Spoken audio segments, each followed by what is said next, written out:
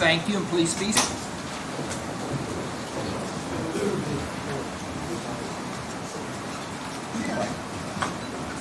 Let the record reflect at this time we're going to take up any motions or matters prior to the jury coming back in the courtroom. They are not here at the present time. They're told to arrive at 9 a.m. Let me see counsel at the bench for a second, please.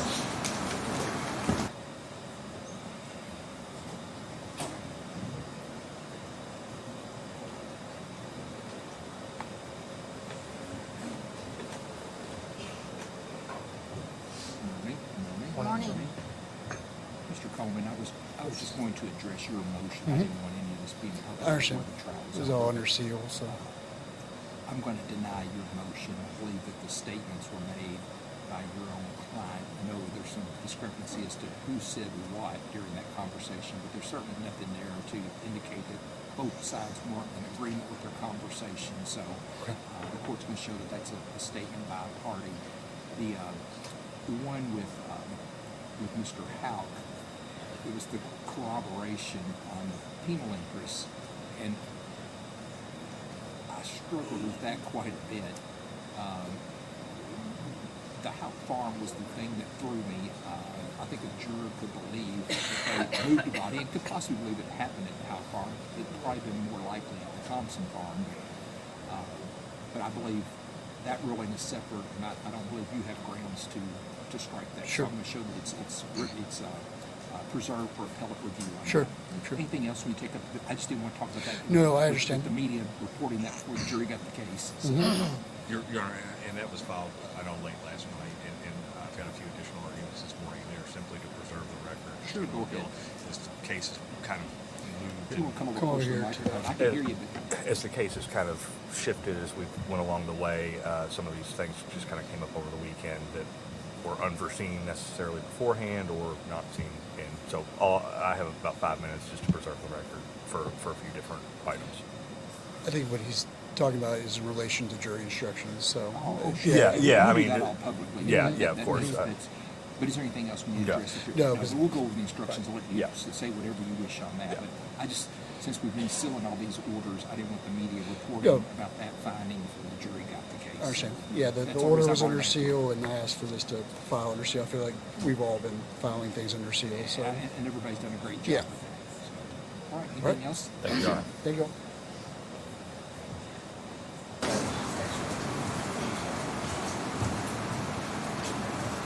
All right, we're going to start now, I guess, on the instructions. We've got two separate instructions, one for each defendant. Which one do you all want to start with first as far as the Commonwealth's concerned? Mr. Houck. Okay, then we'll start with the Houck instructions first, and I'll let Ms. Young address any objections she has to the tendered instructions by the court.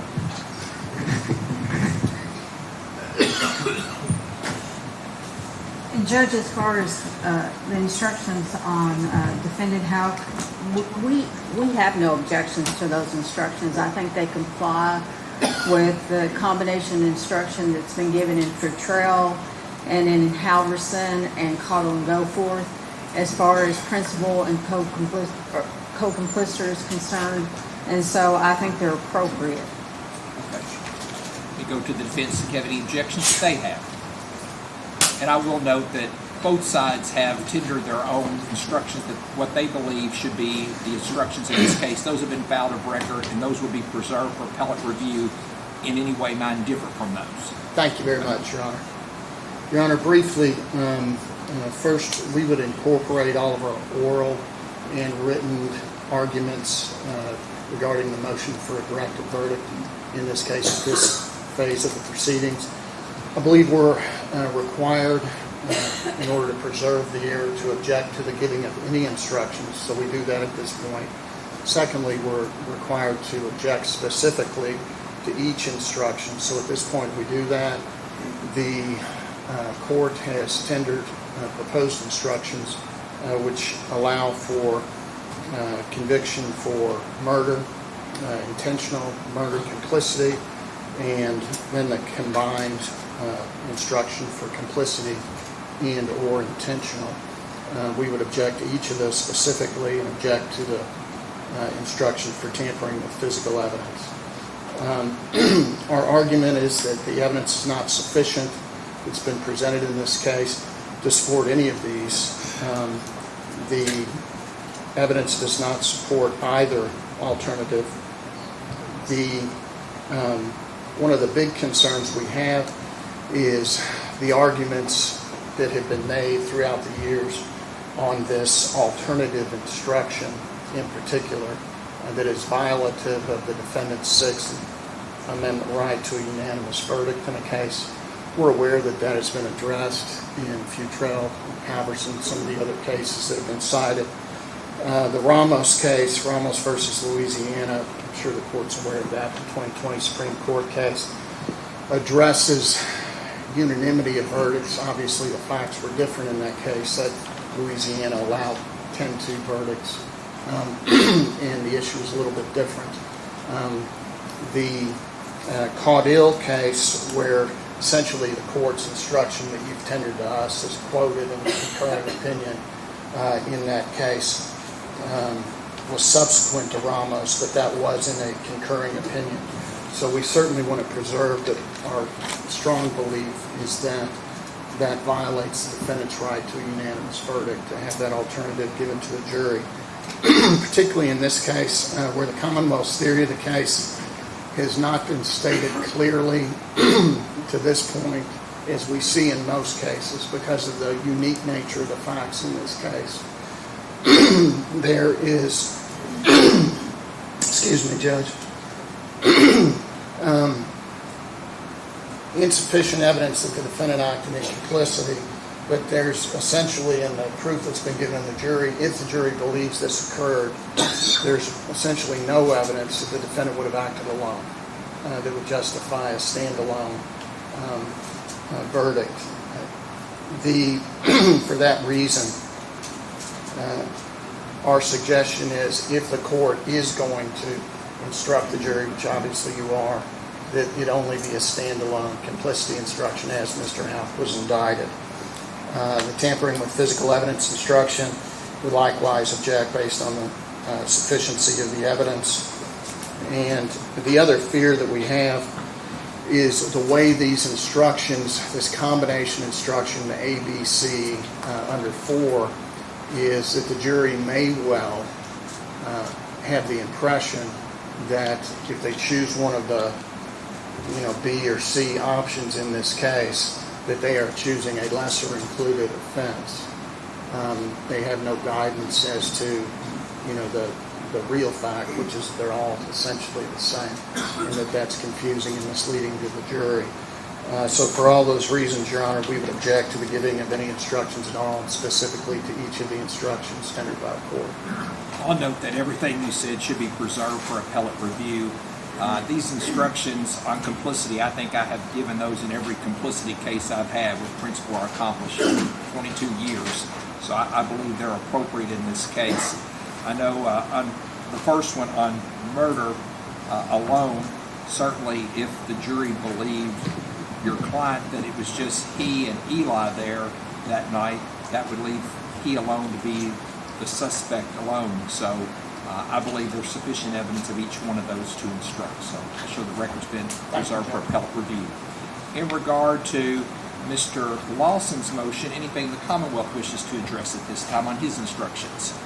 No, Judge, there's not. I think this instruction was one that the court gave in Steve Lawson's case, and we had sufficient argument about there, but I think it complies with all the evidence that's in this case, gives him a lesser included of the facilitation on that, and we believe that instruction is appropriate. Anything, Mr. Boyd, that you wish to address at this time?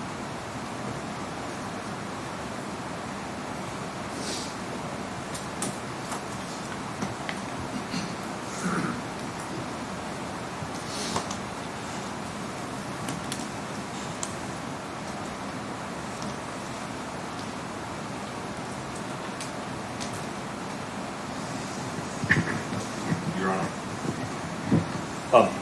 Okay, so what I would like to do is address the difference between conspiracy and complicity. I know that we're charged with conspiracy in this case. going back and doing some legal research on this, there's really no case law in relation to it after the 1940s, from what I could see. So I don't have any case law to cite to this. But I do want to bring it to the court's attention.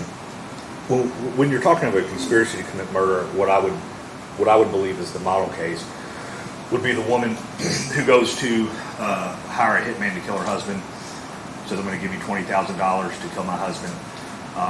Well, the hitman turns out to be a government agent, and of course the husband never dies, and she's arrested and taken to jail for a conspiracy to commit murder. So therefore, the act of murder did not actually occur. In the alternative, the woman goes to the hitman, pays him $20,000 to kill her husband, and he is in fact a hitman, and he does in fact kill her husband. They are then charged with complicity.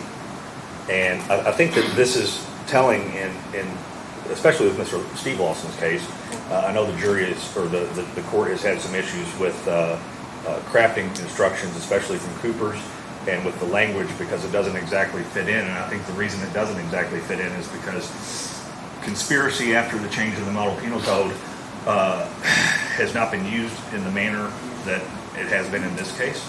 And I think that is because the line between conspiracy and complicity is so thin, and the only delineation that I can make between the two is whether or not the act actually occurred. In this case, it's a murder.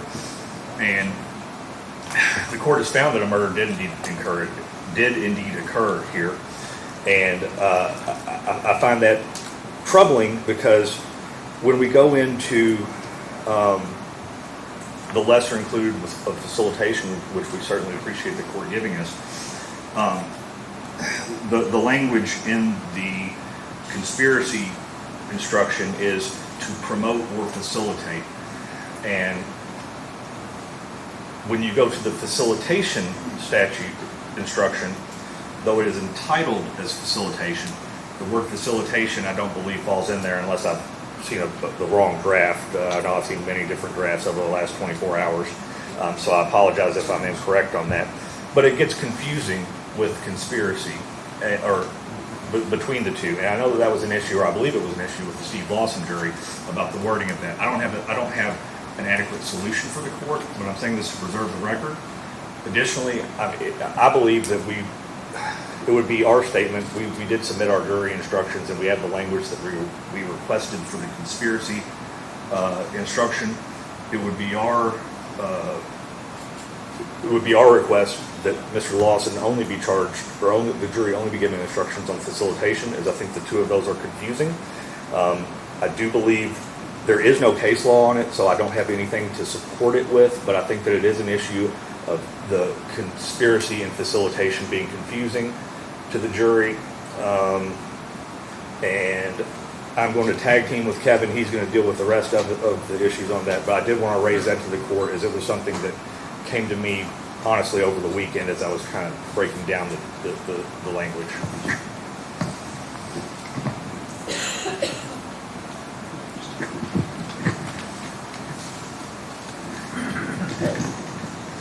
So Judge, that actually segues quite well into one of my objections I wanted to point out about the court's proposed jury instructions. In the conspiracy to commit murder instruction, I believe that's instruction 4A, what I would propose, and I think this is similar to what Mr. Boyd was trying to say, conspiracy is under the chapter titled Inchoate Offenses, Incomplete Offenses. And I think if we're going to use conspiracy in this way, where the entire theory rests on that the offense was completed, not that it was incomplete, then I think it needs to be clear in those jury instructions. So one objection, but also suggestion to add, is on 4A to add, I think it would be, subsection E, which is that Brooke Houck intentionally caused the death of Crystal Rogers. And I think that's not just supported by making it clear that it's not an inchoate offense, but also if we look at the jury, or the indictment that was originally charge for Mr. Lawson, the last part of the paragraph, an element of the indictment says and/or a conspirator, let me start over, sorry. When he and/or a conspirator intentionally caused the death of another. So that is a element that was in the indictment. And generally speaking, the elements in the indictment should be reflected in the jury instructions, and that is a missing element from the proposed jury instructions of the Commonwealth. And I can keep going, Judge, if you want me to just kind of finish off the rest of the objections. Okay. The other objection we had is with unanimous verdict, and that has to do with the language and/or in multiple instructions. And/or, so we talked about a little bit during directed verdict, the question of what is physical evidence, what is, I think in this situation, the overt acts, I think required for conspiracy. And it gives the jury the option, and I'm just looking at conspiracy to commit murder, jury instruction D, or 4D, I should say. Well, 4A subsection D, that the defendant relocated the vehicle, Christopher Rogers, and/or helped move the body. So, and that's repeated type of language throughout. The problem, I think, with that is with unanimous verdict. So there's a case out there, it's called Little versus Commonwealth. The citation on that is 422 Southwest 3rd, 238. And it's a 2013 Kentucky case. And the instructions in that case fail to differentiate between two different acts of wanton endangerment. A direct citation from that case says these are two separate criminal acts, and any instruction combining them runs afoul of our unanimous verdict jurisprudence. And it goes on to cite a number of other cases that I also have citations for if the court is interested. The point is, though, is that these are two separate acts, and they are being combined in one single jury instruction, and obviously it casts a wider net for the prosecution for conviction. Even if they were to convict, we would be unclear as to what the factual scenario it was that existed that ultimately convicted him. So that's the unanimous verdict objection. Overall, though, the next objection is just the reference to defendant generically. And I think in particular for this case, this is important because the word defendant, especially in a co-defendant case, can mean different people. The jurors are going to have lots to juggle, lots of names to juggle around. The clarity and specificity of actually naming Joseph Lawson in the jury instructions, I think, is very important.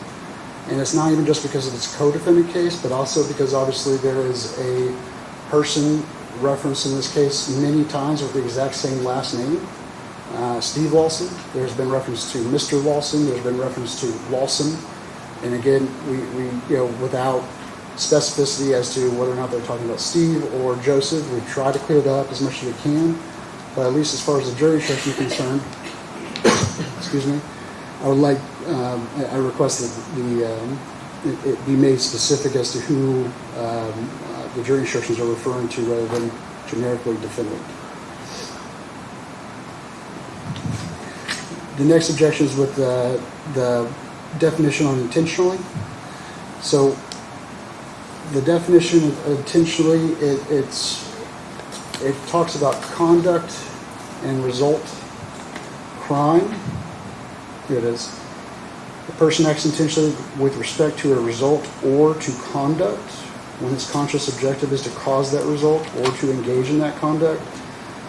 Given that the crime here that we're talking about is a homicide, which is a result-oriented crime, that conduct language in there is immaterial to that result crime. So I'd ask for that to be stricken.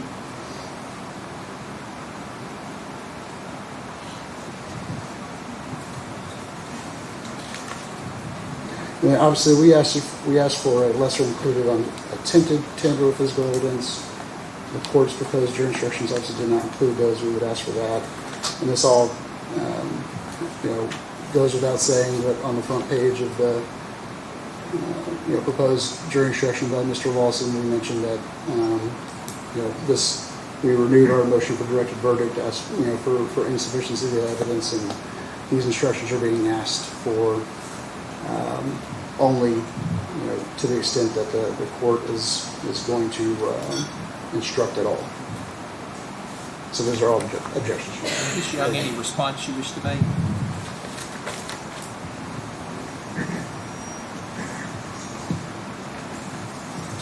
Well, I think the difference between the facilitation instruction and the conspiracy instruction is the agreement. That's obviously a difference that you have here. They have to have an agreement prior to. And the facilitation, the state of mind, is wholly indifferent to the commission of the offense. You don't care whether it's accomplished or not.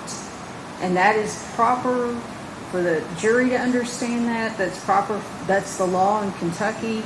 And so if they believe he's in for a penny, he's in for a pound, and he's reached an agreement to do this stuff, that's a different crime than the facilitation crime.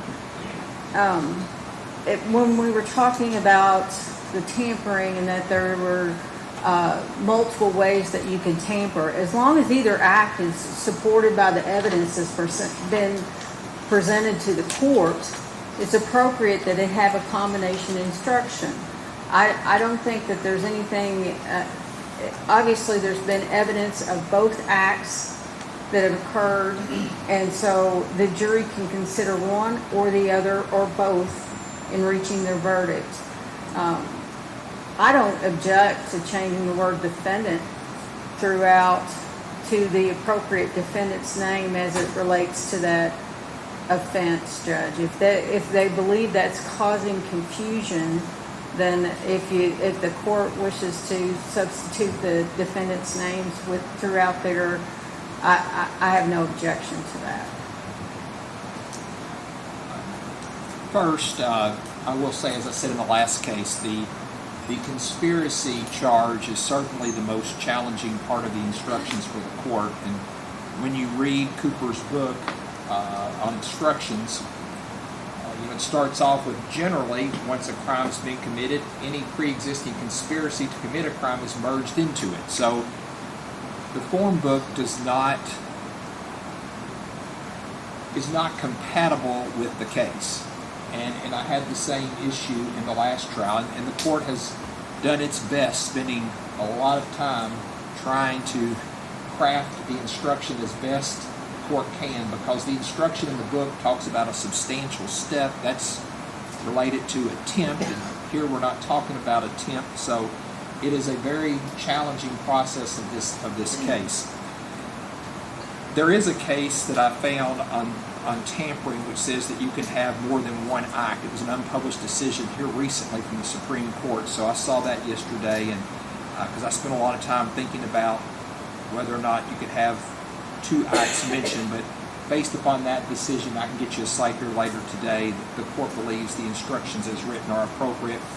I do not believe that it's confusing at all when you read these instructions. The jury's going to see who the defendant is on each page, or it's at the top it says it's Commonwealth versus Joseph Lawson, and many times throughout the instructions, once it mentions the defendant, it also mentions the co-defendant. The defendant agreed to aid Brooks Houck. The defendant aided Brooks Houck. Defendant knew that Brooks Houck. So a lot of times the other defendant's name is mentioned right after that. So the court does not believe that it's confusing. The court believes that the instructions are in conformity with Cooper's instruction book. So the court will note that all of that is preserved for appellate review, and the court's going to instruct as it has provided the counsel with a copy of it. We'll bring the jury in, I guess at 9 o'clock they've been told to be here, and I will read the instructions to them. I'm assuming Mr.